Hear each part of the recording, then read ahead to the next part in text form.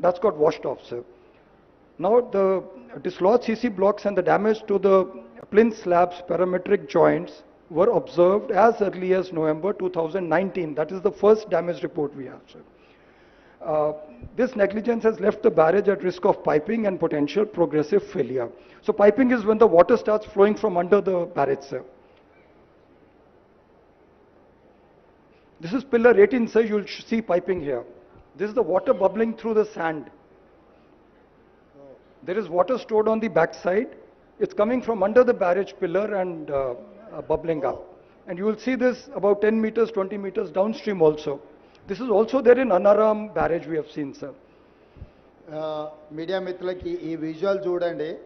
ఆ నీళ్ళు ఆ పిల్లర్ దాని కింది నుంచి పైకి వస్తున్నాయి.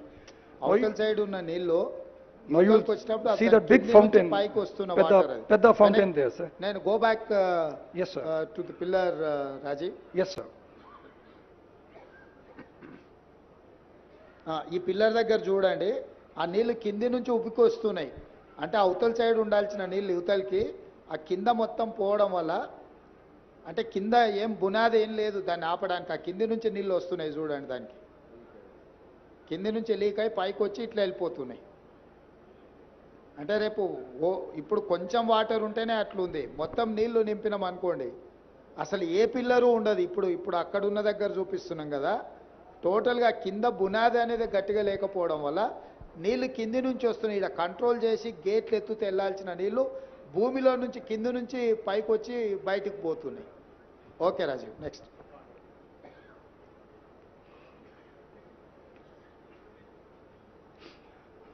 Now, sir, the department has issued multiple notices for repairs, sir. On 18/5/20, they have requested the L&T to come and... Important కొంచెం నోట్ చేసుకోండి. అది 20లోనే 18/5/2020లోనే దీంట్లో ప్రాబ్లం ఉందని L&Tకి నోటీస్ ఇచ్చిండ్రు. 21లో నోటీస్ ఇచ్చిండ్రు, 22లో నోటీస్ ఇచ్చిండ్రు, 23లో ఈ డ్యామేజ్ వచ్చింది. అంటే మా లయబిలిటీ పీరియడ్ అయిపోయింది, మాకేం సంబంధం లేదు, మాకు ఇప్పుడు బాధ్యతనే లేదు అని L&T ఏదైతే చెప్తుందో, ఈ ప్రాజెక్టులో సమస్యలు ఉన్నాయని 18/5/2020లో డ్యామేజ్ ఉందని చెప్పి సీసీ బ్లాక్లో వేరింగ్ కోట్ వాట్లలో ప్రాబ్లం ఉందని రాసిండ్రు.